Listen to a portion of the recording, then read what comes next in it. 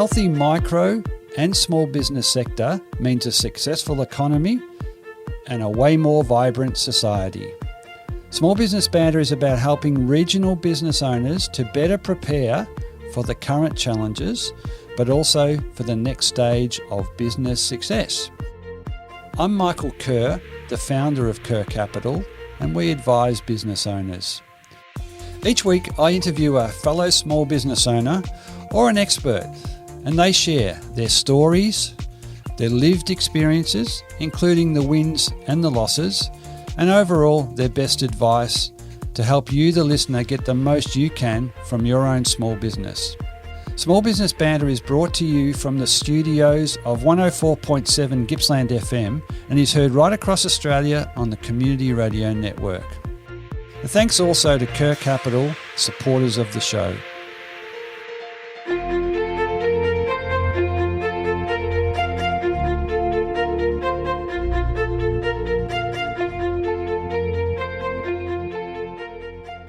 Welcome to another edition of Small Business Banter. This morning I've got in Richard Thomas, and Richard has a really diverse business background. We're going to chat to him about his businesses, but he's the founder of Wormlovers, which is he's a worm farmer, and we'll talk about recycling, environmentalism. He's also co-founder of the Boogie Music Festival, and founder of another Tree Creds, which is a carbon reduction project. It's a really interesting mix. But firstly, welcome in Richard Thomas. Great to have you in our studio. Thanks, Michael. Great to be here. Firstly, perhaps you just want to expand a little bit on those, those three ventures that you've been involved in. So, and then we can pick up a couple of conversations around them. I guess starting off with the Wormlovers really has been something I've been doing for about 20 years. Although it became I was a sole trader until around 8 years ago, and then we established it as a PTY Ltd business. But about nearly 20 years of breeding worms and doing everything to do with composting and nutrient cycling and soil and worms from that perspective. Boogie Festival started about 15 years ago, and that came out of my experience. I worked for 20 years on the Big Day Out Festival as a kind of arts coordinator, and then that evolved into running a part of the festival with a stage and various other activities, working in the core team of the Big Day Out from its inception through to when it finished. I think about 6 or 7 years ago, and through that, my journey has very much been things have just come up. I don't know how much planning has gone into it. It's just sort of like been somehow an accidental but sort of interesting journey. Originally I was I went to art school in Sydney and then evolved an art practice which was around very much focused on ecology and conservation, sustainability, environmentalism. So these other projects that I've been involved in have been always been related to that sort of foundational sort of vocation, I guess, as an artist. And I had quite a long career as a practicing artist and showed in my work in probably about 15 different countries and had commercial galleries and was pretty much active in that world for 20 or probably nearly 30 years. Wow. The Big Day Out was a gig that provided me with enough income to sort of subsidise my art practice. So that was what was going on for most of those years. And then I've always had a really strong interest in, I guess, nature and natural processes. And when I was a teenager, after I left school, I went and lived with my uncle down in Tasmania. This is in the late 70s, early 80s, and he was living off the land there. I guess you'd call him he's not a sort of a hippie-ish looking guy, but I guess some of his values are very much about back to earth and, growing his own food. And he and his family, had draft horses. They had their own sheep. They were making their own clothes. They had a huge veggie garden. They were had beehives. They were making their own booze and generally living off the land. So that was a really influential experience for me. You lived there as a teenager? Or? Yeah, I think when I was about 17 for a couple of years, lived down there. So that was a really profound experience for me. Yeah. And at that time, there was a lot of people, maybe similar to what's going on at the moment. There was a lot of people who just fed up with, the mainstream world, and people were moving down to Tasmania, a lot of young people from different parts of the world.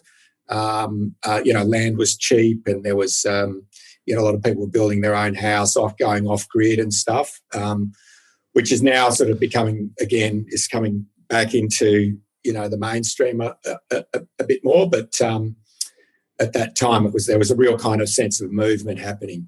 Yeah. So that's the kind of background. You talk about, it's not opportunistic, but there were things that piqued your interest, so you'd go after it.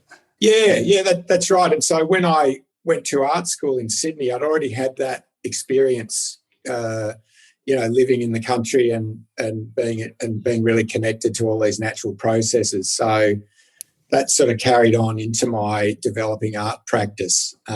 What art were you producing, Richard? Well, I went to Sydney College of the Arts, which was an incredible place and an incredible time to be doing that. The 80s were a really incredible time to be an artist. There's so many ideas and so many different streams going on.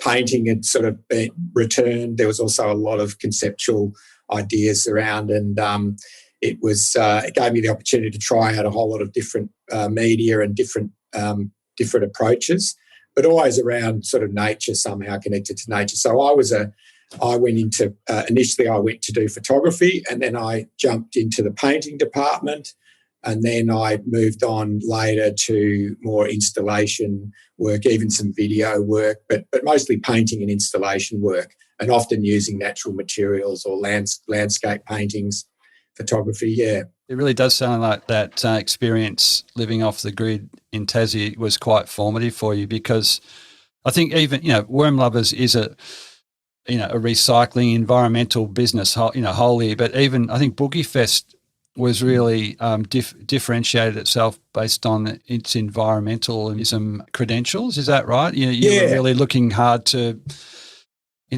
tread lightly on the earth. Yeah, absolutely. And I think,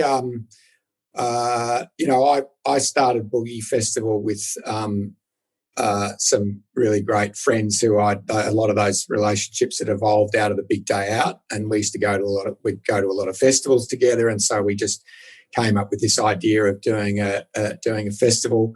But it's always been a passion of mine to consider the environmental impact of everything you're doing, and to me that's a sort of fundamental principle that I think everyone should adopt, really.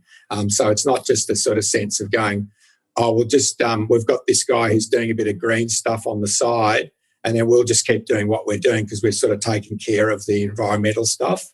And I think that sort of attitude often with some businesses, I think with some corporations in particular, is still can be a bit of a problem, because it's just you sideline the guys that are doing the sustainability stuff. But with Boogie, we tried to really embed that, with things like we introduced, we got rid of, disposable cups. So we had plastic pots for all the beers. We brought in on-site composting. We set up a whole sorting operation so that to increase our recycling.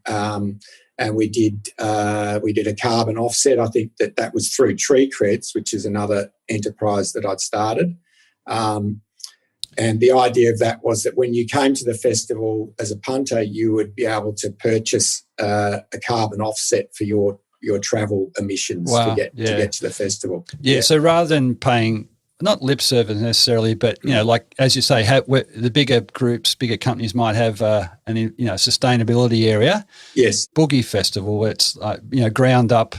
The whole thing is built around a few core values. One of them, which is environmentalism. So you mentioned, people, and we've interviewed on this program quite a few people involved in, I guess, regional, activating regional areas, and more people are moving to the regions. But do you think environmentalism is at risk at the moment, or do you think it's the best opportunity there's ever been to, for people to reconsider how they treat the environment? It's strange times we're in. Yeah, certainly are strange times, and I think it's a complex question because there's so much that is going on, and there's so much that isn't going on that needs to happen. Really, I feel like there's certain parts of the world that are, or sectors of the economy, or demographics, or whatever you want to call it, of people who are really moving ahead quickly with this stuff, and I feel like there's a big lag there as well. So. It's hard to put your finger on it and generalize about it because there's so much activity, but I still feel a little bit like, sustainability is something that people are talking about generally more than they're actually doing. And I think part of the problem is that we've fundamentally live in a world which is all of the systems we've built up in the structure of the global economy and the way that the industrialized world works is it's heading in one direction, which is unsustainable. So it's like turning around a gigantic super tanker, So it's a long process, and we have to change people's attitudes as well and their behaviour. And you've had a really good crack at doing that in as a business person as well, right? Through Boogie Festival, which I think sadly that we've had the last Boogie Festival we're going to have, are we? Is it? Yeah, well, it's there may be another festival, but we're just we're not sure. The state of obviously stating the obvious, but the situation with events is so uncertain, and it's already become, the game's changed a lot from the days when something like the Big Day Out was happening anyway. It's much harder to sell tickets. The costs are going up in the event industry. There's a lot more compliance and hurdles and complexity and cost that goes into putting on these events, while and it's harder to sell tickets. So it's a much more difficult business model to maintain. So it seems like there's maybe a move to these I don't know if they're called micro festivals, but smaller, more niche-y, festivals. I mean, plenty of people are getting to the regions. But look, on today's episode of Small Business Banter, we're talking right now with Richard Thomas. Richard, another way you've kind of lived out and your sort of core personal values, I think, is through Wormlovers. And do you just want to kind of give us a snapshot on what Wormlovers does, right now? Yeah. So we started Wormlovers, as I was saying, about 8 years ago, and really there was a number of reasons for setting it up. And I guess the main sort of motivation was really my passion and my business partner Gail Davidson's passion for what we were doing, and the sort of and also the sense that there was a time, it felt like it was the right time to do this, and I'd had this idea in the back of my mind for a long time of sort of specialising in worm farming and home composting and developing an enterprise which would kind of be part education but part commercial. So, the vision part of it is really important. We do, we have we feel like part of what we're doing in Wormlovers is kind of inspiring people to change the world with a worm farm, well, I think one of your tagline or motto is "Love the worm, love the world." Yeah. And I feel like there's this fascinating thing happening that maybe a lot of people are not aware of in the a species like the worm, the compost worm or the earthworm, is so fundamental to our lives. Like we just don't. We wouldn't be here without soil, without healthy soil, because all of our food comes, and all the higher creatures on Earth really are dependent on the ecology of the soil. For it regulates climate. It's connected to water, the water cycle. It's connected to the nutrient cycle in particular, of cycling nutrients from food and waste, organic waste, back into the soil, being replenished or back into a worm farm or a compost bin and turning back into healthy nutrients to create more food and more plants and more well-being. So we see ourselves as a vehicle to provide the ability for individuals, both in a home but also across the board, of anyone who eats food, from schools to cafes to councils to, you name it, anywhere where there's food waste produced is a potential site to engage in this process, this incredible process of setting up a worm farm and cycling your organics, on the spot. So, and I can hear the purpose, the connection with, with that core purpose, and in the way you talk. But it's taking on a lot to, when you talk about having a business that is, commercial and also educational. It's it's a big task, isn't it, to educate through your business, but a very honourable one. Wormlovers operates out of a precinct currently where you've got it's in is it where Werribee, Werribee, and so it's part of a complex of it's a few environmental businesses down there, but you are farming worms and you're reselling related equipment for households and for small businesses, I guess. Yeah, that's right. So just to sort of summarise that, there's different aspects to the business, and I guess our core business is really our online shop.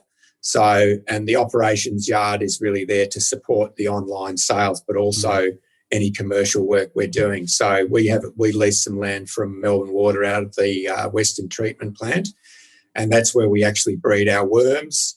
And there are some byproducts from that process. We have big beds where we breed the worms and we feed them on a mixture of different feedstocks, manures and coffee grounds and organic waste.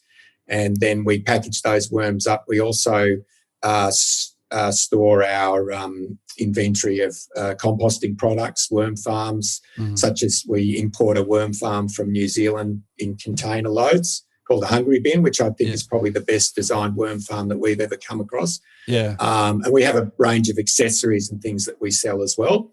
So that yard basically supports our online part of the business through online sales. And then we also do sort of outreach work where sadly with the lockdown, this has been one of our struggles, as it is with so many small businesses. There's a lot of the work that involved us going out on site to say going into a restaurant or a school or a council to set up worm farms and educate people on site. You just haven't had the opportunities. No, we just all of the, as you know, all of the big facilities have just been shut down or so restricted. So what's happened there is that immediately people are not eating food because they're not on site. So there's almost no food weight on those sites. There's no necessity. Everyone's at home. So that's been a real struggle for us because part of what we would do is go out, particularly around Melbourne, and help people set up and troubleshoot their worm farms. We also had a number of contracts. Our biggest client was City of Melbourne, but with the lockdown, they had to shut down all of their sites, and so we lost that contract to actually help. We had about half a dozen sites, and we do monthly or regular visits to work with the staff and just keep the worm farms in good health. We also had gardens that we're managing. So often we'd set up, really high yield container gardens, and there's still some of these gardens are on rooftops and in schools and in laneways around Melbourne and in community centres and things like that. So anyway, all of that work was lost with the lockdown, sadly. So that's been one of our struggles. Yeah, look, it's as you said, it's affected so many businesses and so many people, and really forces a rethink of the way you do business, and we all need that inspiration when things are particularly tough. So with your personally with Wormlovers, you're probably, are you getting to the point where that's seen its natural cycle? You move on.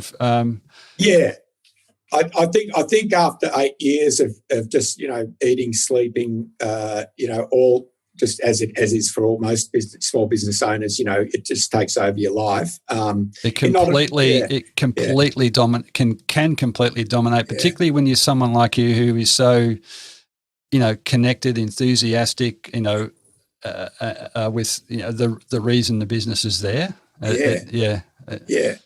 You got to look at. Sorry. Yeah.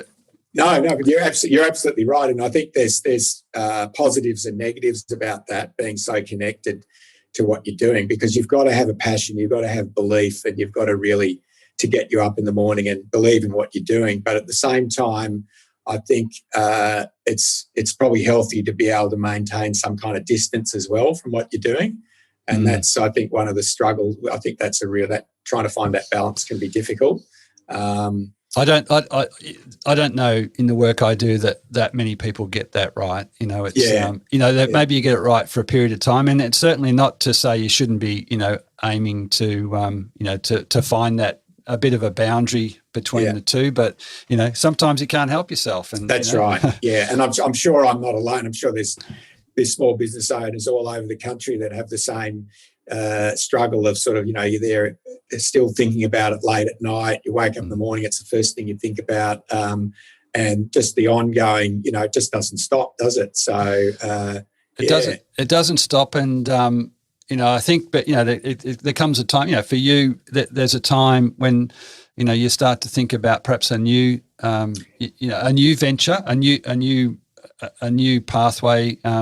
So in your case, I think you're looking at a venture in Tasmania. Yeah, that's right. So what I'm looking to do over the next couple of years is to basically work towards maybe exiting Wormlovers, or looking for a joint venture, or reconfiguring it in some way or another, and obviously putting a lot of thought into how that might manifest. Yeah. And then looking at this project down in Tassie. So I've had a share in a beautiful spot down on the Mersey River in northern Tasmania, an old farm, and we're looking at sort of developing that as a sort of sanctuary or a retreat. It'll be a multi-purpose sort of location for potentially. It's got incredible fishing there, so for as a fishing lodge, but also making it available for sort of events of one sort or another. We've had a couple of weddings, but parties down there, like 50th birthday or whatever. But also for things like maybe meditation, yoga retreats, maybe somewhere for, any kind of group to really go and be in this really beautiful natural environment surrounded by, wilderness on this river. It's got a really incredible sort of vibe. And so that's sort of what I'm looking at next is working on that. And that part of that will also be probably incorporating a lot of these sustainable environmental kind of themes that I've been working on.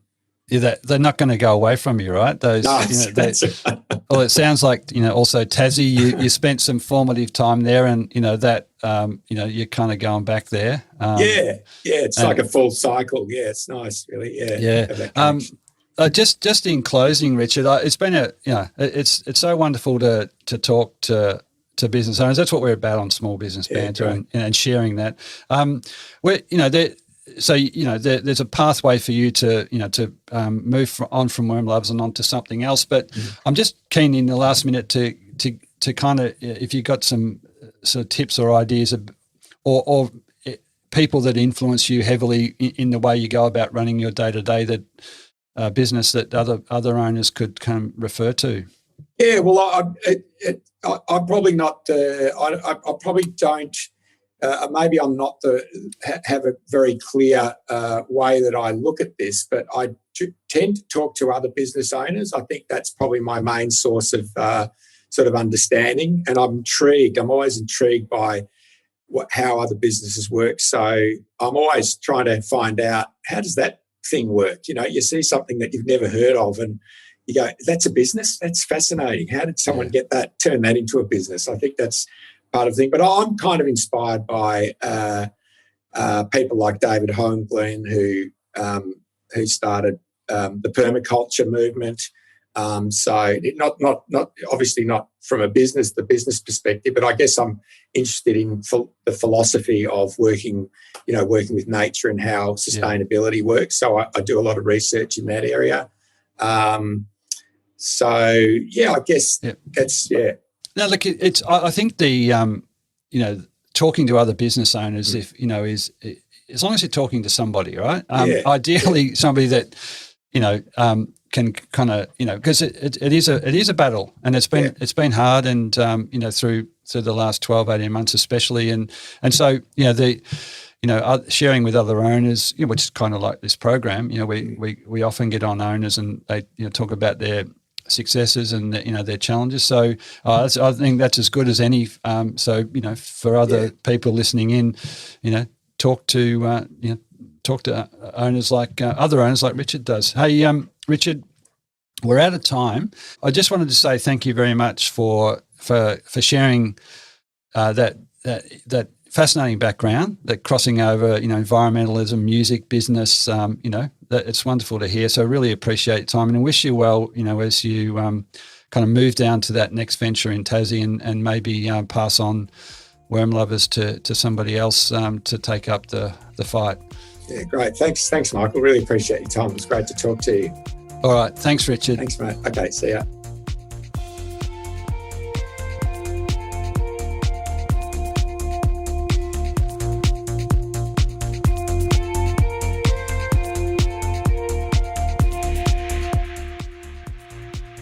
So that's all for today's episode of Small Business Banter. I continue to be inspired bringing you small business experts and other small business owners and hearing their stories and their experiences.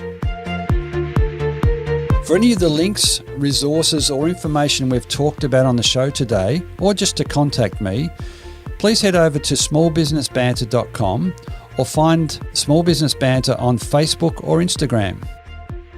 It'd be really great to have you tune in at the same time next week for another episode of Small Business Banter.